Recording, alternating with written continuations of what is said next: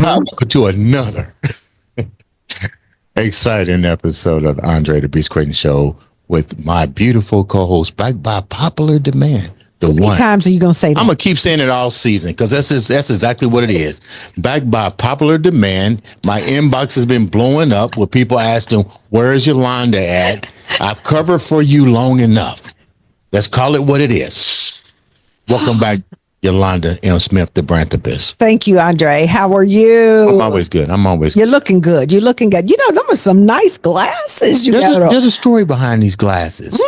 Shaquille O'Neal had them on a couple of his pictures, but I know I was the first to get these. They're a monster creation, and the style came from the movie Iron Man 2 with Mickey Rourke.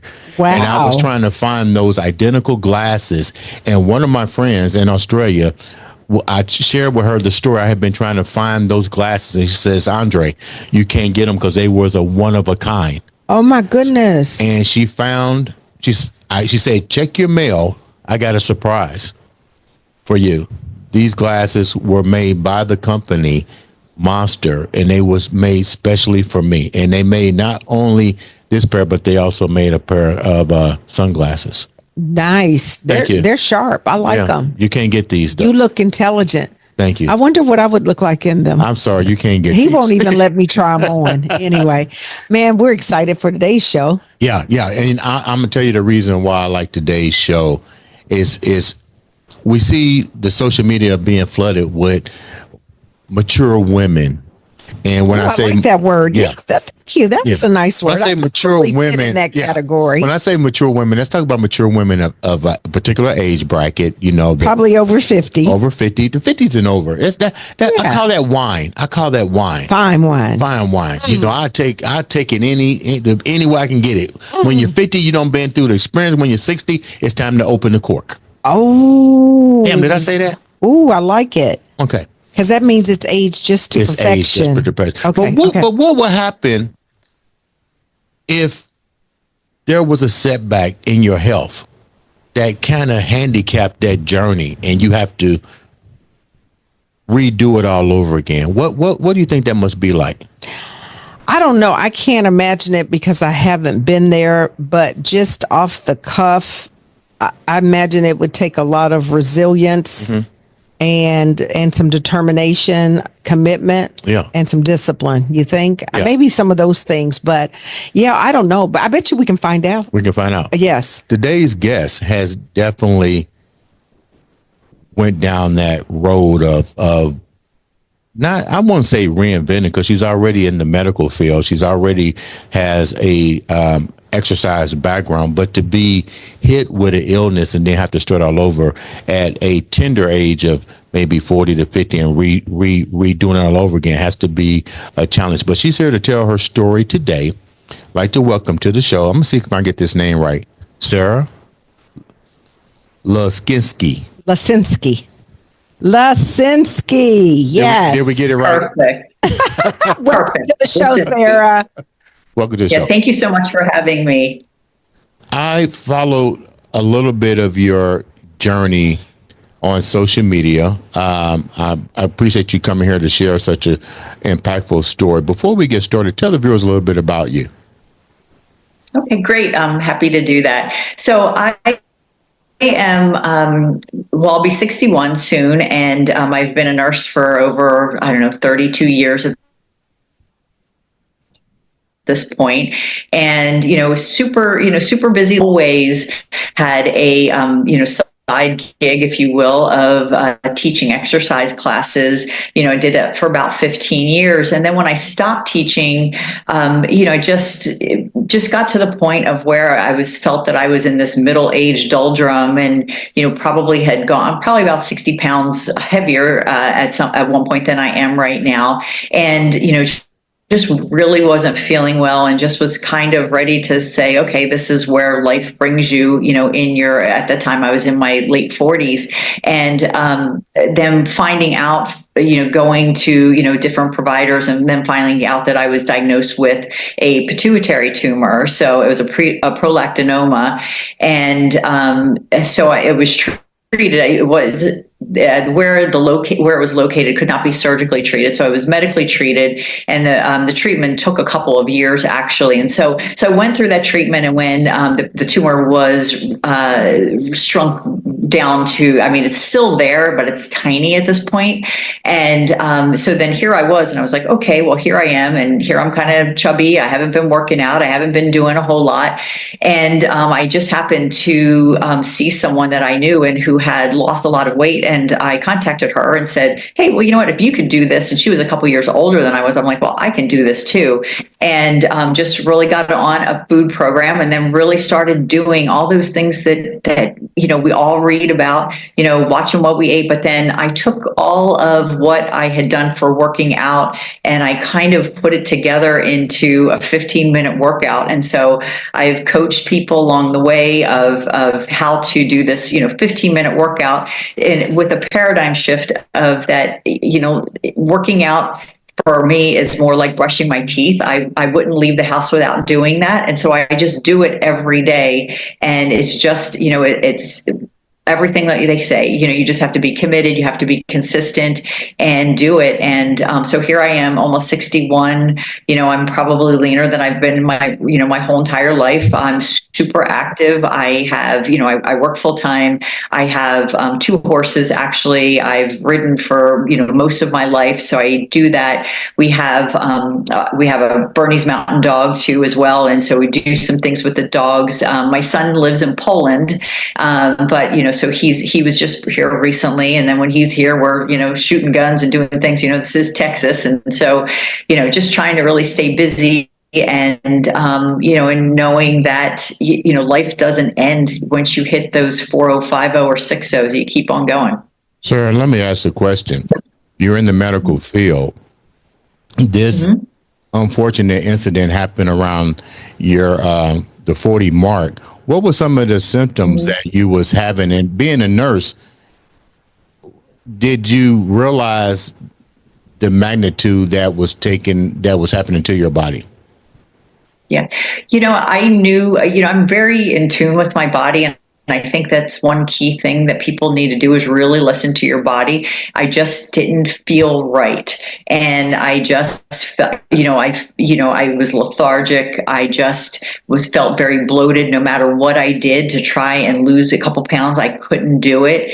And, it was just kind of one of those things that you really need to listen. And then I had to be persistent, because actually the first MRI I had, the radiologist read it. They were like, oh, there's nothing, there's no tumor there. And when I went to a specialist who was who worked in neurosurgery, endocrinologist, as soon as I walked in, he's like, oh no, it's not where you think it's supposed to be, it's somewhere else. So also going to somebody who really specializes in something is really super important as well.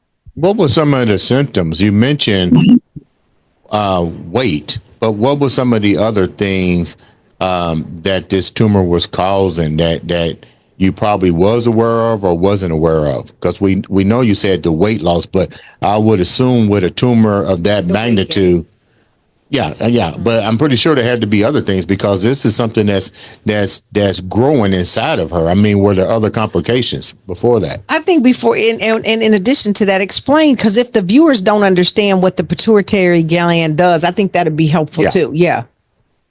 Yeah. Your pituitary gland actually is like the mothership of all your hormones. So it regulates most of your hormones in your body by, sending out other hormones and things, so that the other parts of your body know what to do, what to secrete and whatnot. So with this, prolactin actually is what is secreted when women breastfeed. And so then what happens is, so after you have a baby and whatnot, your prolactin level will be really, really high. So men get these as well. And some people, their prolactin levels can be up in the thousands, where mine was only up in the hundreds. So I think, again, it was just that I just didn't feel like myself. I felt super lethargic. I couldn't lose any weight. And I just, I knew that there wasn't something right. And, so it was just one of those being persistent of going, because the other unfortunate thing for women, if I'm going to generalize, is that I do think that women get poo-pooed a lot, because men, if you go to men providers, and this is what have happened to me in the past, it's kind of like, well, this is kind of what happens when you go through menopause. This is how you feel. And I don't necessarily feel that women have to just go, throw your hands up and go, okay, that's the rest of my life. You was dealing with hormonal changes with the pituitary. Mm-hmm. So did your estrogen levels go up as well? And did you even suffer what we might call a postpartum menopausal thing that you was talking about? Did this occur earlier than was expected because of the pituitary being compromised? Well, again, I've actually been pretty lucky in my life that I've had good providers available to me. And so I will say that I'm probably one of the few women that will say that I've never had a hot flash, because I have done a hormone replacement throughout. I started probably in my 40s, and and like I said, my endocrinologist could argue with me and say, oh, well, this could be related, but if you look at the studies and whatnot, it is not. Hormone replacement is not related to the pituitary tumor. So yes, I think that women tend to get put in that bucket, like, oh, it's menopause or it's perimenopause, and that it's, this is how you're going to feel.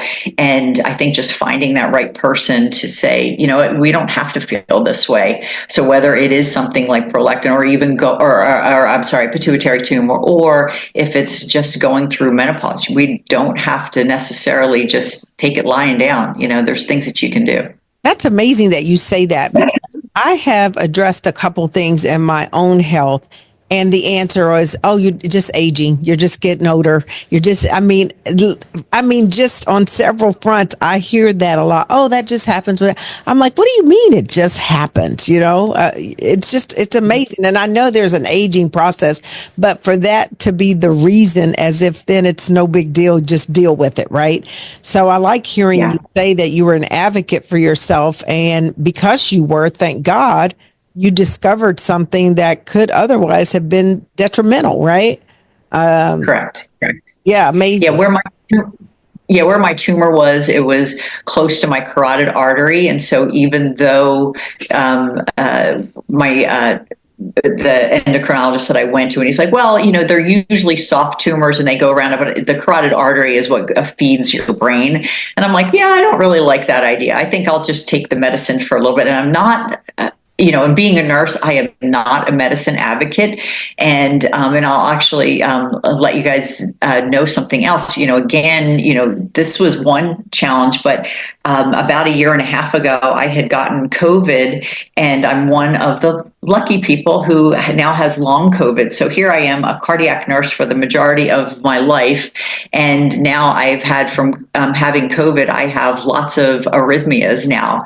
And so I have been, thankfully, I work with a great electrophysiologist, and, we're trying to find medications for me. But, again, I have to advocate for myself, because I don't, some of these medicines make me feel horrible. And I'm like, I'm not going to live like that for the rest of my life. So, I've already gone in to have an ablation done, which is where they go in and they try to either burn or freeze where that little node is.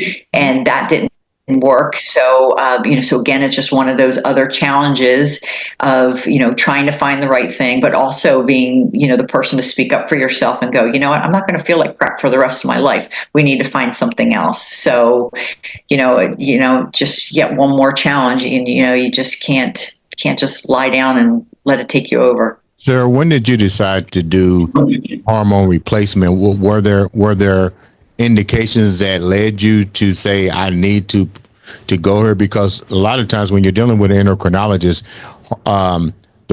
those factors only come up with hormone replacement. With I'm a personal trainer and I studied endocrinology as well. So about some hormone replacement. So when you're talking about hormone replacement, a lot of times women don't even entertain that field unless there's weight issues where they want to either develop more muscle mass, or there's a problem with the estrogen fluctuation in their body. You are physically fit, and I'm pretty sure you was physically fit at that time. Why was there a need for you to start hormone replacement in your 40s? Prior to even having the pituitary? Yeah. Well, I worked part-time for a plastic surgeon when I lived in Scottsdale, and he was, he did a lot of what you call anti-aging. And so it was just a big advocate of, getting ahead of things before, like why go through the torture of menopause, of, hot sweats, not being able, or hot flashes and not being able to sleep and all of those things, when there were, there's ways to manage it. And so, but, you have to be thoughtful about what direction you want to go with hormone replacement as well, because, there's big women's studies out there, and, people say, oh, higher chance of cancer if you do this or do that. Or heart so it depends on which, yes, and which estrogen replacement that you want to do. So the the estrogen that, was from, that was created from pregnant horses' urine, if you will, that you actually take by mouth, versus, which gives you a higher chance of having things like clotting issues and things like that, which increases some of those issues. But whereas, like, I do, at one point I was doing creams, but I didn't find those super effective for me. So I do pellets that they put underneath of your skin. And now as I've gotten older, I do take progesterone as well, at night, but that's a pill itself. So I go in every 3 or 4 months for pellets. And the funny thing is that you just go in when you start to feel that you don't have that level anymore. Yeah. So it's estrogen, testosterone, and then taking a little bit of progesterone as well. But then they also, where I go now, the provider that I go to, they check your levels every, it's pretty much every 6 months, just to see where you are and make sure that we're spot on, and we have been. So it's been good. What made your doctors, when you was diagnosed with the pituitary problem, evidently you had already been starting the treatment of the hormone therapy treatment. Did they even think at that time, before it began to escalate, to do in-depth? Did they even conduct an in-depth story between the hormone replacement and maybe, I'm gonna just say it like this, maybe the connection with the pituitary? Or they just ruled it out without? I will say that, yeah. Now, there are some tumors that have been I want to say linked to some hormone replacement, that are actually like these fluid-filled brain tumors, and I can't remember the exact name of them at this point. But this was not there. There's no links to a prolactinoma and hormone replacement. So even though, like I said, my one provider was not super supportive of this. Like I said, he was a 48-year-old man, and I was like, well, you know what, that's great, but we'll just take care of this with you, and I'm going to still continue down the path that I feel that I need, and and I do my own research with things. Right.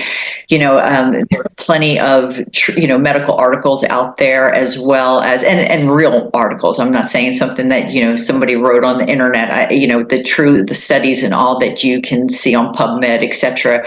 Yeah. So, I did my research and felt this is what I feel comfortable with, but then also knowing that no matter what it is that you take, there's risks to that. But then again, there's also risks of not doing anything. Again, like Yolanda had said about, increase for heart attacks, etc., as women get older and their levels go down. So by the time we go through menopause, then we're at the same risk as men.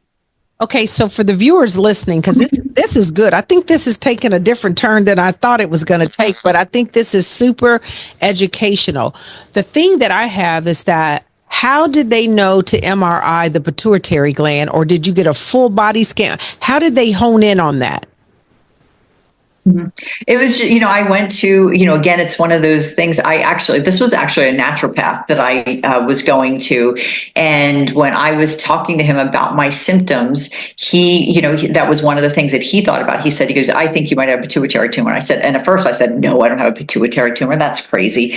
And then when the symptoms kept going on, I said to him, okay, I agree. And he says, well, let's get you set up for an MRI. And like I said, when I went for the first MRI, or actually I went for one MRI, but when the radiologist read it, he was like, oh, there's no pituitary tumor. And I was like, there is just something not right. So then at that point, I went to, the hospital that I worked with was a children's hospital, but our sister facility for adults, we had my scans sent there. And that's where the endocrinologist was like, oh, yes, you do. It's right here. So, wow. How was when you find out that you've been diagnosed with this? Two-part question. How long did it take from the moment that you start having the symptoms to the system being recognized? How long did that take? And then more importantly, once you find out that you have this, what was your emotional mindset now? Because you got confirmation that there is a problem here. So the two-part question is, how long did it take from the time that you got it? And then what was the emotional state now? Because now you have to go through a process of treatment and recovery. Yeah. I believe from the start of my symptoms, it was probably, over a year, but then trying to recognize it, because the weight gain and things like that happened over several years. But I think that finally, like a year before, I was like, God, I just don't feel good. And that's where I was kind of like, oh, I guess this is what happens, and this is what you have to live with. And then once we finally did get the diagnosis, thankfully I knew, part because of what I do for a living, but also I knew that it was a benign tumor, and that I mean, you could live with it without being treated. You could, but some. Well, I should go back on that. Some pituitary tumors, people will have issues with vision and things like that, depending upon where the tumor is. That I did not have, especially because where mine was located. So I just wanted to make sure that, okay, I first, you are like, well, gosh, I don't want to die from this, and then I was like, okay, this is benign. We're going to be okay.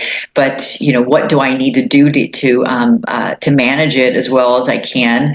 And then the other worry is, okay, there's always risk to medications, and, do I want to take this? But, looking at not having a surgical option and then taking this medication that actually, it's called cabergoline, and it's actually used for people with Parkinson's. And there are,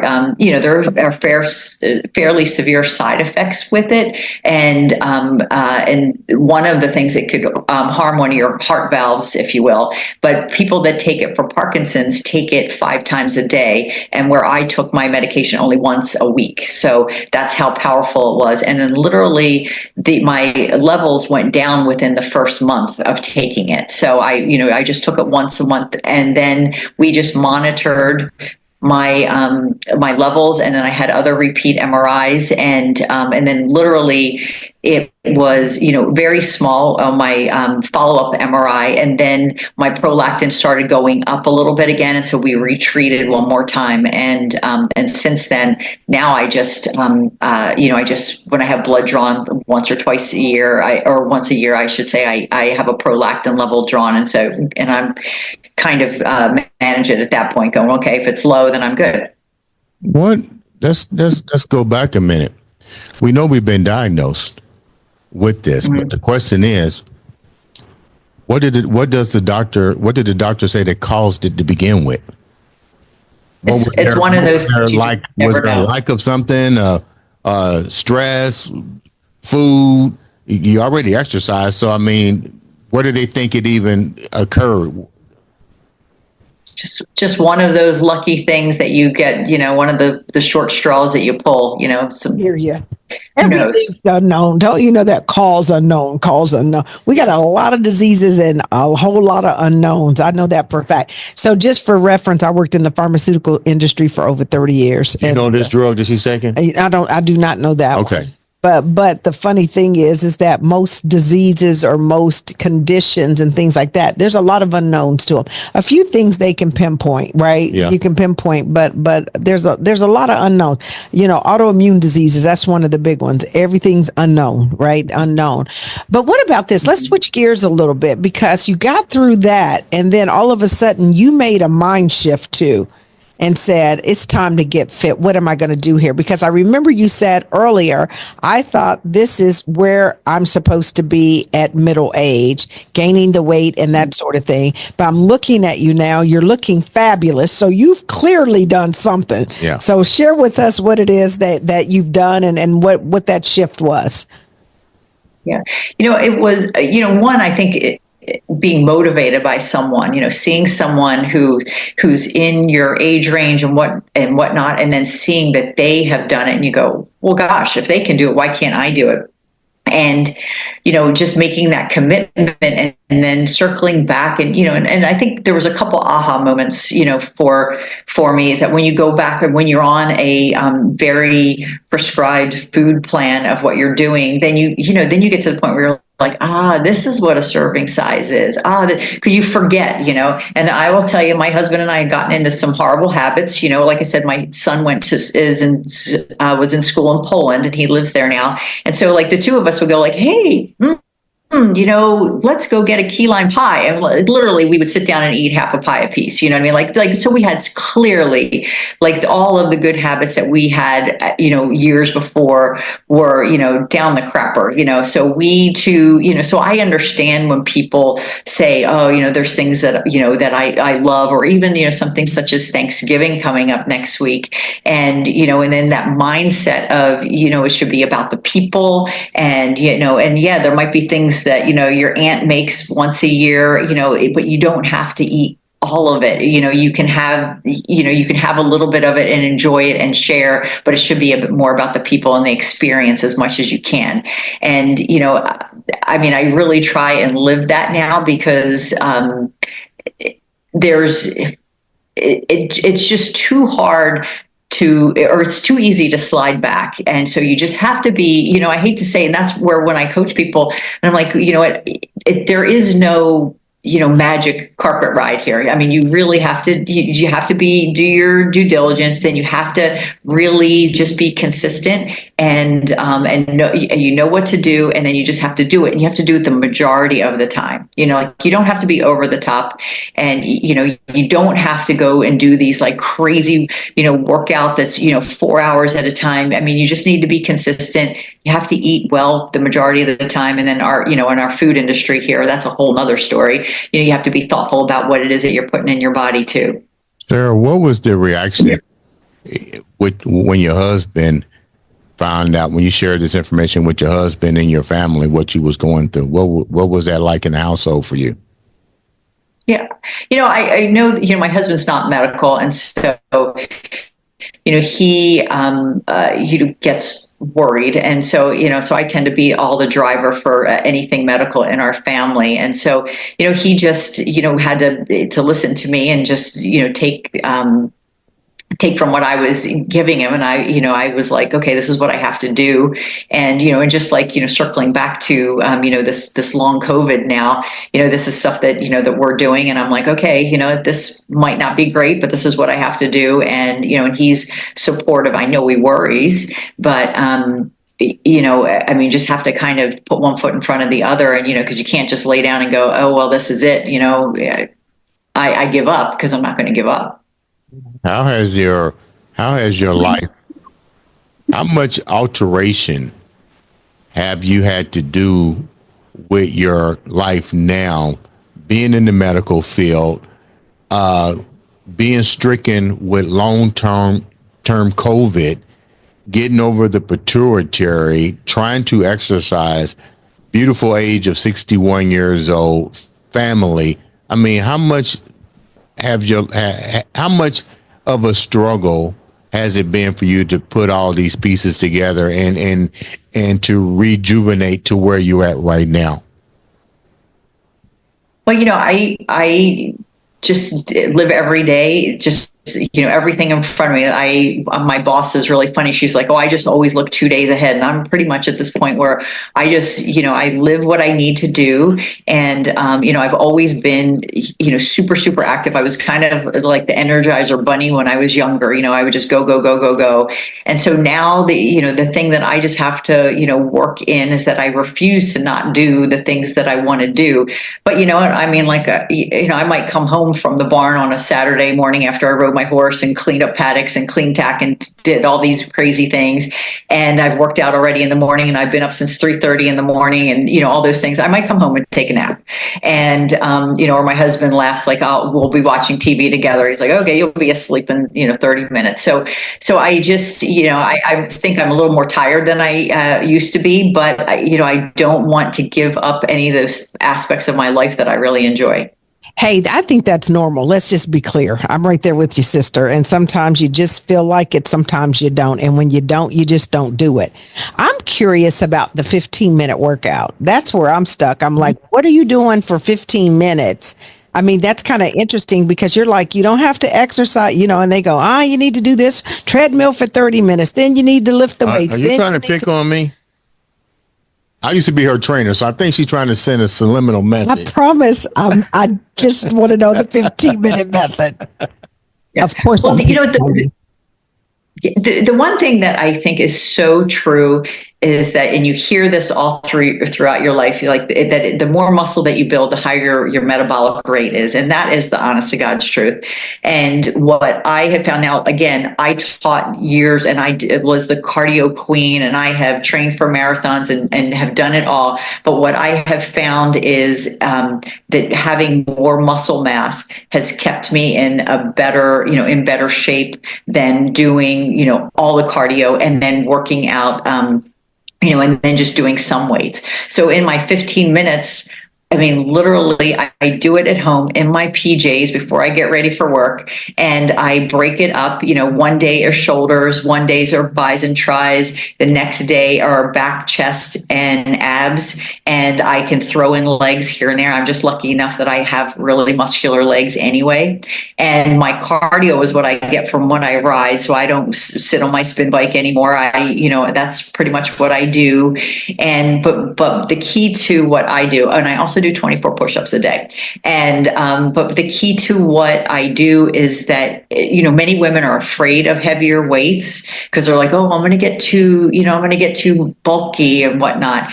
But I have women stop me all the time, go, oh, how do I get arms like you? How do I get arms like you? I'm like, okay, it's not something that happens overnight, but you have to challenge yourself with the weights. So if you feel, and every set that I do is a set of 24. So whether I break it down into 8 at a time or 12 at a time, or if you get to the point where you can do 24, then you need to up the weights. So for somebody, and I'm like 123 pounds, and I work with 25s, 30s, 40 pound barbell, and I have two different exercises that I use 20s for. So I use fairly heavy weight for somebody that's my size. And so that's where I challenge people, like, yeah, and you're not going to start that tomorrow and do those kind of weights. But, when I restarted back, I was using 8-pound weights. Mm-hmm. So, and I could barely get to 24. And again, too, and I always put in the push-ups, because when you go away, you always have your body that you can work out with. I'm like, okay, so if I'm at a hotel and I have no place to work out, I can always get on the floor and do abs and do push-ups, because then you get a little bit of a workout in. Before we wrap up, let me say thank you for taking the time to come on the show and share such a beautiful story of perseverance and recovery. I feel smart. Yeah. I think I learned something. You're going to go ride your horse. You're going to go to Nashville, ride your horse. She's in Texas. Oh, me? The horse? I'm about you. You're going to go and ride your horse, and you're going to say, Dre, I'm going to work out, and you'll do it for, she's good at working out. But my question is, before we wrap up. For a minute. from consistency. I got to work on it. From a woman's standpoint, because we got a lot of women that are going to be listening to this episode. You are in the medical field. You're a nurse. What are some of the key things that you feel women should do to take accountability of their own health? Because I'm a firm believer, doctors only know what you tell them. They can only treat. If you need to be aware at least of your symptoms and what those symptoms consist of, because the more information that you provide your healthcare provider, the better off you're going to be. I'm personally, as a man, I have an endocrinologist that I go to every year and I get my blood work done. I want to make sure that my estrogen levels are and testosterone levels are where they need to be, so I don't wind up with gynecomastia or male erectile dysfunctions and all this other kind of stuff. With that said, what do you recommend as a nurse for women as a standard protocol as they go talk with their physicians? Well, the first thing is I think that everybody has to be accountable to the fact that the information that is out there about how they eat, and there's tons of information on the internet that, it's not okay to smoke. Like, you can't do that. If you drink a lot, I mean, you really have to question about how much alcohol that you intake. But then also, if you eat too much in volume, as well as your choices if you think it's probably bad and you're eating, fast food and whatnot, you really need to cut that out the majority of the time. But I think the key thing is that your body better than any provider, that you're going to tell them something in 10 minutes because, that's your 10-minute slot that you get with them, that you really need to push back if there's things that you don't feel like you're getting the answers to. And just because they say that it is that, do your due diligence, find out about it. And I'm not saying that, make sure that you trust the person that you go to as well. But if you don't feel like you're, get it going in the right direction, then you really need to either find somebody else or really tell them that, you don't need to suffer in silence, but you need to be direct. And I'm not saying just go and change your medicines or do things like that. You need to use them, but you need to have it needs to be a collaboration. It's not the doctor driving, it's not you driving. It needs to be a collaboration. That's a good question. What would you leave? Okay, so I just want you to impart something positive. Look, you're smiling like all outdoors now. Why? You want to keep talking. You got more questions to ask. I can tell. No, I just want to know, just if you could give, we always talk about beast mode and overcoming. If there would be something that you could share with mature women coming of age and things like that, what would that piece of advice be for them? Yeah, I think that any woman, as you are starting to get into that 40s, 50s, 60s, that if you want to still be living, if you will, once you hit your, 60s, 70s, 80s or whatever, I mean, you really need to think about it back then. It's hard it gets harder to overcome challenges as you get older and you start to have all of these comorbidities and things. So I think it's, start as young as you can and just keep, but you got to be persistent and you have to be consistent. That's the key to all of it. And you have to be, in charge of things like your food the majority of the time. I'm not saying 100% of the time that you have to, be, perfect, because none of us are perfect. But I think it's just being really consistent.